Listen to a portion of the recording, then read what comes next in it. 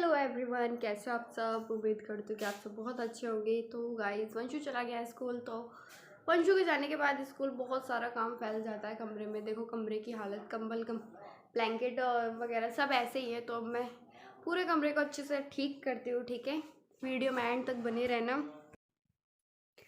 तो गाइस, कमरा पूरा फैला हुआ था वंशु के जाने के बाद, क्योंकि वंशु को सबसे पहले मैंने स्कूल के रेडी करके, लंच उसका रेडी करके स्कूल को भेजा।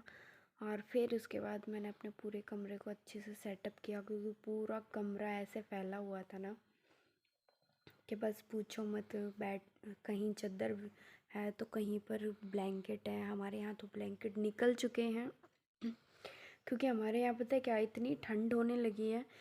रात को तो इतनी ठंड लगती नहीं है, बट मॉर्निंग के टाइम पे बहुत ज़्यादा ठंड लगनी स्टार्ट हो जाती है। 4 बजे के आसपास ठंड लगनी स्टार्ट हो जाती है। उससे पहले तो हम चादर ओढ़ते हैं, फिर उसके बाद ब्लैंकेट ओढ़ते हैं। तो दोनों पूरे कमरे को ना अच्छे से साफ़ करके जो भी सामान था सब अच्छे से सिंगवा दिया, और फिर झाड़ू वाड़ू लगा के ठीक कर दिया। और इधर तनी कितना परेशान कर रहा था कि बाय गॉड, बहुत ज़्यादा परेशान कर रहा था। बार बार मैं मुझे उठा कर लाना पड़ रहा था। काम भी कर रही थी और साथ साथ इसे भी देख रही थी कहीं पानी में ना चला जाए, बाथरूम में ना चला जाए। इसका सबसे ज़्यादा डर यही रहता है। और वंशु वे बच्चों के तो मैंने ठंड के कपड़े निकाल ही दिए थे। मॉर्निंग के टाइम पे बहुत ज़्यादा ठंड रहती है, तो हल्का सा टोपा और ये हल्की सी स्वेटशर्ट, तो ये सब निकाल दिए मैंने ताकि बच्चों को ठंड ना लगे। और इधर मैं बना रही हूँ मूली के पराठे। तो मूली के पराठों की तैयारी चालू कर दी मैंने। मूली के पराठों का बहुत ज़्यादा मन हो रहा था मेरा, तो मैंने सोचा आज मूली के पराठे ही बनाए जाएँ। और तनिक को मन ना मुझे स्लैब पर ही बिठाना पड़ गया, क्योंकि तनिक इतना ज़्यादा परेशान कर रहा था, कहीं भी रुक ही नहीं रहा था। और काम को छोड़ छोड़ कर मुझे उसे इसी को ही पकड़ने जाना पड़ रहा था। डर भी तो रहता है बच्चे के, कहीं चोट ना लग जाए, कहीं फिसल कर ना गिर जाए, पानी में ना भीग जाए, क्योंकि एक तो मौसम काफ़ी चेंज होता जा रहा है और बीमार होने का भी तो डर रहता है। अगर एक बार बीमार होने स्टार्ट हो गए नहीं तो कम से कम 1-1.5 महीने तक बात जाती है। 1-1.5 महीना लग जाता है ना ठीक होते होते। मैं तो बहुत ज़्यादा परेशान हो जाती हूँ सच में, क्योंकि दिन दिन में ही नहीं, रात को भी पूरी ड्यूटी देनी पड़ती है। रात को पूरी रात निकल जाती है इन बच्चों के चक्कर में जागते जागते, क्योंकि इनको नींद नहीं आती ना बिल्कुल भी, पूरी रात रोते हैं। मैं तो सच में बहुत ज़्यादा परेशान हो जाती हूँ।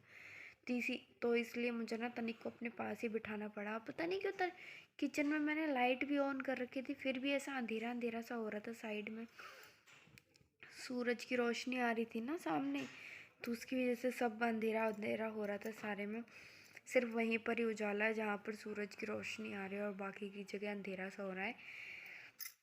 यहाँ पर भी ज़िद कर रहा था उतरने की, मैंने उतरने नहीं दिया। यहाँ पर मैंने इसके टोपा और ये उतार दिए, क्योंकि ठंड कम हो गई, धूप निकलने लगी ना, गर्मी लगने लगी। ज़िद कर रहा है, देखो रो रहा है कि मुझे यहाँ से उतारो।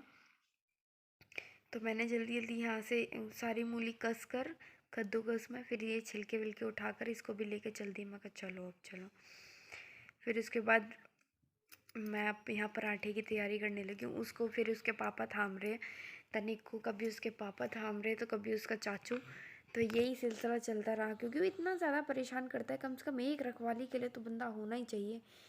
अगर रखवाली ना करे ना, बाय गॉड अपनी शामत बुलानी है, काम ही बढ़वाना है अपना। कभी कहीं भागता ही रहेगा, चलता ही रहेगा। जब से चलना स्टार्ट किया ना, तब से तो ज़्यादा ही परेशान कर रखे हैं, बहुत ज़्यादा परेशान करने लगा है ये।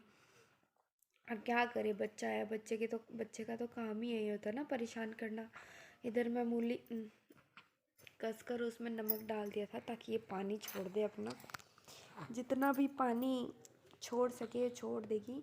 फिर उसके बाद छोड़ दिया था पानी नमक डालने के बाद। अब मैं इस अच्छे से पानी को निचोड़ रही थी ताकि पानी निकल जाएगा ना।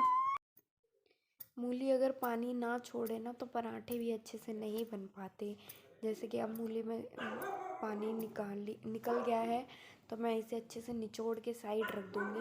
और जो भी नमक मिर्च अच्छे से मिलाने होंगे तो वो मैं मिलाकर फिर पराठे बना दूँगी। पराठे बिल्कुल भी बढ़िया नहीं बनते अगर पानी ना निकल पाए, तो बहुत ज़्यादा दिक्कत क्रिएट हो जाती है।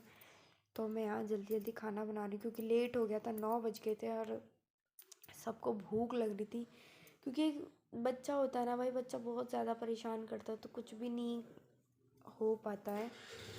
तो मैं कोशिश कर रही हूँ कि सब जल्दी जल्दी यहाँ खाना बना दूँ, नाश्ता बना दूँ सबके लिए। और मैं यहाँ बात भी कर रही हूँ, अपने देवर से बात कर रही हूँ। वो तनिक को गोदी लेकर खड़ा है तो मैं उसी से बातें कर रही हूँ कुछ अपनी। वंशु को स्कूल भेज दिया था मैंने सुबह। वंशु का टाइम 7:30 बजे है तो उसके टाइम से ही स्कूल भेज दिया मैंने। और फिर इसे खाना बनाने के नाश्ता बनाने के बाद तनिक को इतनी नींद आ रही थी कि तनिक को सुलाना पड़ा। अगर नहीं सुलाती है ना तो कुछ भी नहीं करने देता ये मुझे। इसे इतनी नींद आने लगी थी कि बस पूछो मत, बहुत ज़्यादा नींद आ रही थी। इसको सुलाया, पहले तो सबको नाश्ता बना दिया था, सबको खिला दिया था, फिर इसे तनिक को सुलाया। इसको सुलाने के बाद ही सारा काम कंप्लीट करा, वरना ये तो कुछ भी नहीं करने दे रहा था। मैं तो बहुत ज़्यादा परेशान हो रही थी, मुझे समझ ही नहीं आ रहा था मैं काम करूँगी या इसको थामूँगी। पर इस शुक्र है इसको नींद आनी स्टार्ट हो गई। फिर इसको सुलाया मैंने, जाकर इसे सुलाया अच्छे से, ये सो गया। और सोने के बाद ही फिर मैंने काम स्टार्ट करा।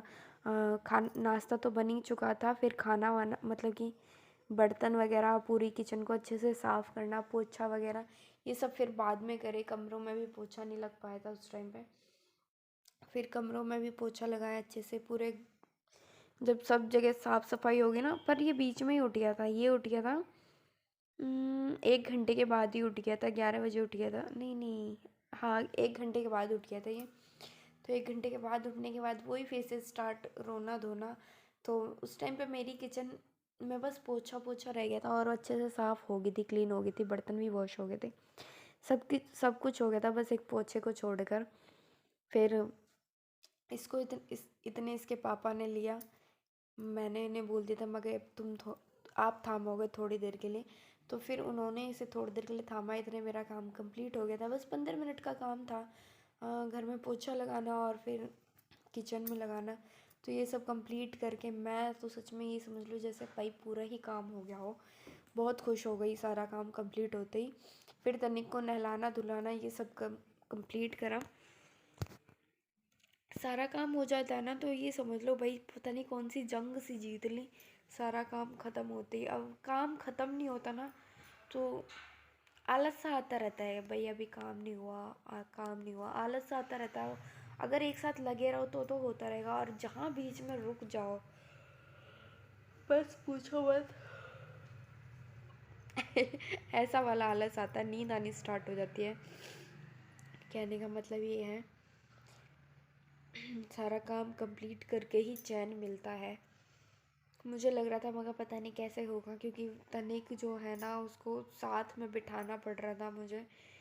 क्या मगा बेटा, क्योंकि एक बहुत बुरी आदत है, मैं खाना बना रही हूँ और उसी टाइम पे ही तनिक का रोना स्टार्ट हो जाएगा। पता नहीं क्यों ये ऐसी आदत है, मैंने नोटिस किया है। कभी भी किसी टाइम हो, अगर रात को हो, दोपहर का खाना बना रही हो तब, या सुबह का ब्रेकफास्ट बना रही हो तब, किसी भी तीनों टाइम में देख लिया मैंने, किसी भी कभी भी मतलब जिस भी टाइम मैं किचन में खाना बना रही हूँ उसी टाइम तनिक का रोना स्टार्ट हो जाता है।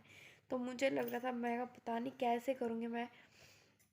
ये नहीं कि भाई उसे भूख लग रही हो या उसे सोना हो तभी रोता, नहीं, जब मैं किचन में जाती हूँ ना खाना बनाती हूँ तब सबसे ज़्यादा यही होता है कि भाई उसे रोना स्टार्ट कर देगा, मुझे पकड़ के खड़ा हो जाएगा, मेरे पैर पे बैठ जाएगा, चलो चलो मुझे गोदी लो। तो सच में इस वजह से मुझे थोड़ी टेंशन होने लगी थी, मगर पता नहीं मैं कैसे करूँगी। ये तो कुछ भी नहीं करने दे रहा है मुझको। तो वो तो शुक्र है इसको नींद आने लगी और ये सो गया, तो टेंशन फ्री होकर मैंने जल्दी जल्दी अपना सारा काम कंप्लीट कर लिया था। फिर उसके बाद वंशु का भी टाइम हो जाता है स्कूल से आने का, और दोपहर का खाने का भी टाइम हो जाता है। 12 बजे से भाई दोपहर का खाना भी बनना स्टार्ट हो जाता है, बनाना चालू कर देते हैं।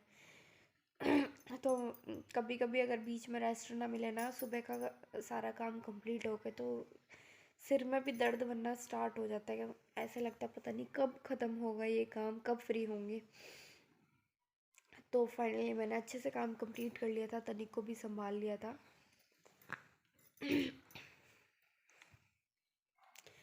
और यहाँ मैं हो चुकी हूँ तैयार। और देखो मैं जब तक मतलब नहा धोकर फ्री हुई ना, तब तक बच्चों ने सारे में टॉयज़ वगैरह सब कुछ खिंडा दिए थे। कहीं चद्दर थी, वंशु भी आ गया था ना स्कूल से, कहीं बेडशीट, मतलब कि कहीं ओढ़ने के लिए चद्दर फेंक रखी है, कहीं ब्लैंकेट निकाल लिया है, कहीं टॉयज़ है, कहीं दूध की बोतल है, ये सब मतलब इतने फैला दिया था।